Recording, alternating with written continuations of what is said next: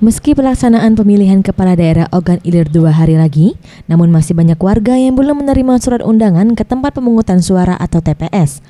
Salah satunya Hetty, warga Indralaya yang ditemui pada Senin, 7 Desember 2015, mengaku ia dan warga di sekitar rumahnya belum juga mendapatkan surat undangan ke TPS.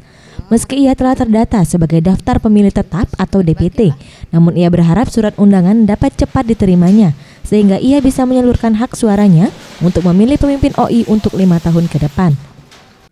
Belum dapat. Belum dapat ya. Belum. Ini semua warga.